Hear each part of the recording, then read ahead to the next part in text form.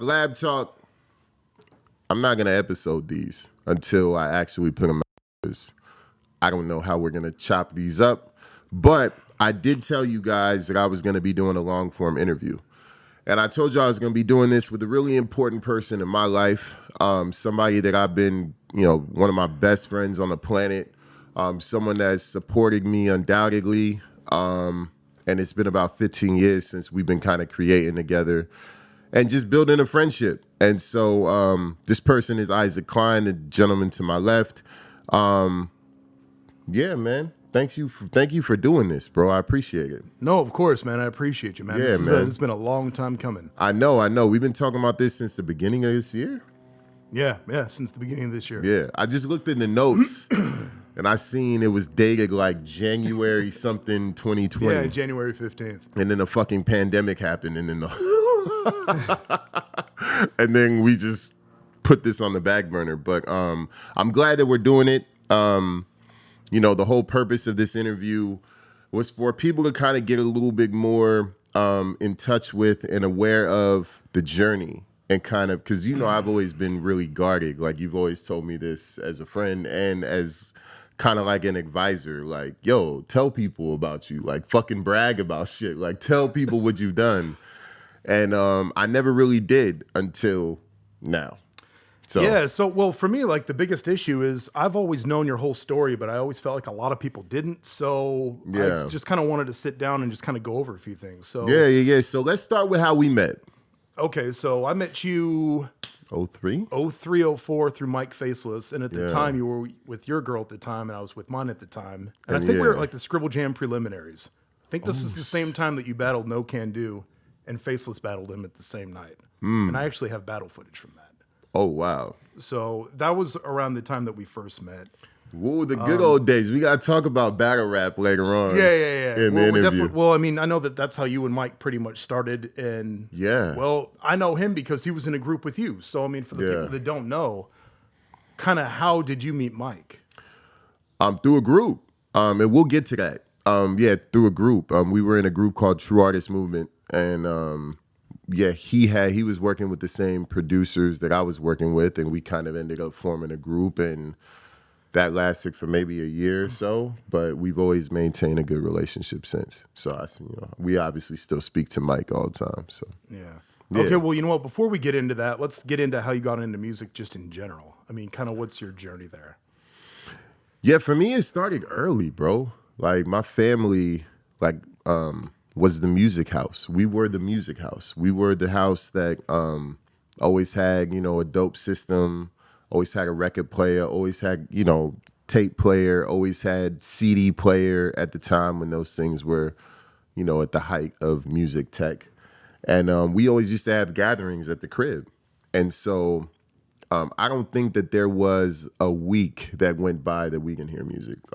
Honestly, there wasn't really a day that went by and we didn't hear music. If you even got in the car with one of my parents, there's going to be music playing from, point A of the destination to point Z. And that kind of was the early influence, a lot of, these 80s records, Denise Williams and Whitney Houston and Michael Jackson and Prince and all of these amazing artists. And so for me, it didn't even start with the music. Well, it did, I guess, but it started in a poetry format. So when I was like 5 years old, I think I was in kindergarten, there was a thing at school called the Writing Celebration. And basically they just wanted you to write like a long form poem and perform the shit. So I wrote it and I performed it and I ended up winning the shit and it ended up being published in some book and we ended up like getting paid for it. I don't know where the book is today. I've tried researching it. I don't know where it is today. I never received $1 from it. My parents did. But straight Macaulay Culkin. Yeah, for sure. And obviously I don't receive any checks from it today, but that was my first piece of writing that was published. And then I got into like the band at school because I always was interested in it because of my grandfather. My grandfather played the sax. My great-grandfather played instruments. So I was always interested in it. So my core instrument was a trumpet, but I played a bunch of different wind instruments. Like I played trombone, sax, tuba, bass tuba, baritone, clarinet, flute, every wind instrument you could just think of, French horn. I got lucky. I had a really good music instructor at the time that she would just let me go in there on periods that I had off because I was an athlete. So certain periods we wouldn't have because we would practice after school. But during that period, we'd be able to just basically do what the fuck we wanted to. Yeah. So I would go in the music room in the back where it was soundproof, and I would just go and just like pick up whatever instrument I wanted and just jam out and just figure shit out. And so my music teacher at the time, she really like, armed me with this freedom. What age was this? Like third, fourth grade? Yeah, like from like fourth grade up through like eighth, where I would just go in. We had sheet music and shit, so we go. I take the books of the sheet music, and then I go back there. I already read treble and bass clef from playing the trumpet. So then I would just go and I pick up the instructional books on all the different instruments, and then I just learn the hand placement and then just learn how to fucking play the shit.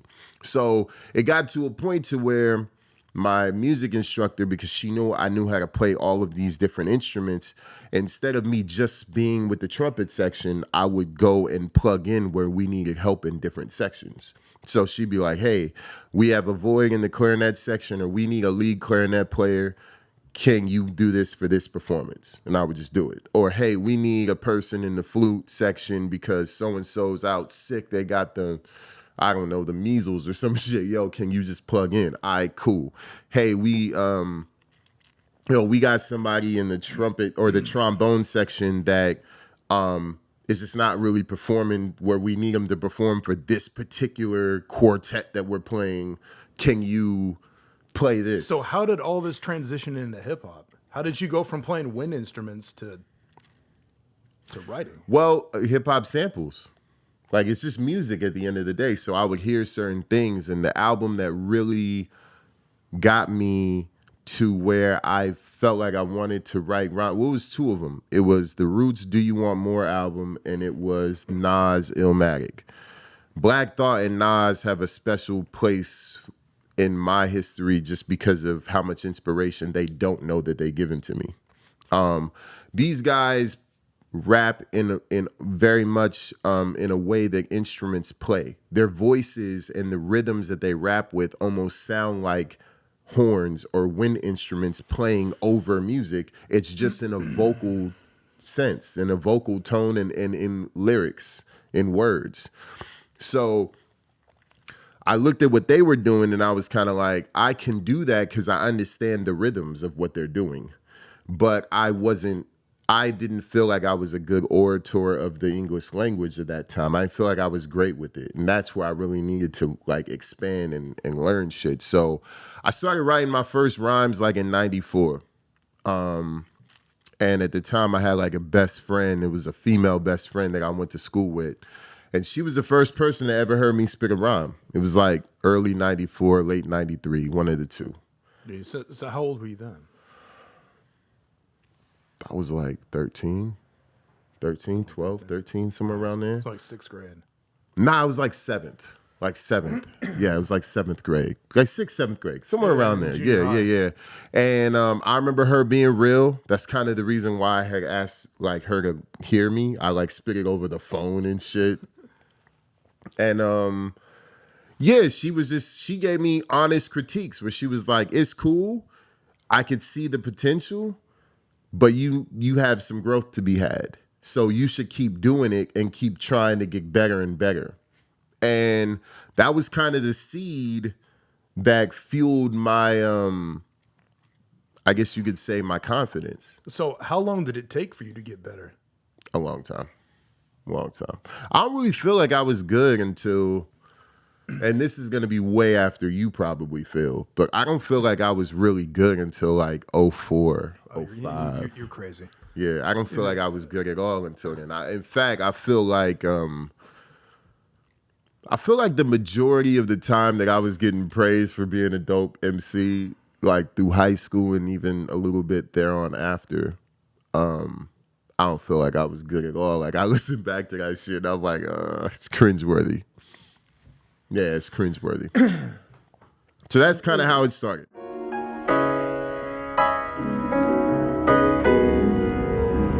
Got a clique full of shooters. They won't let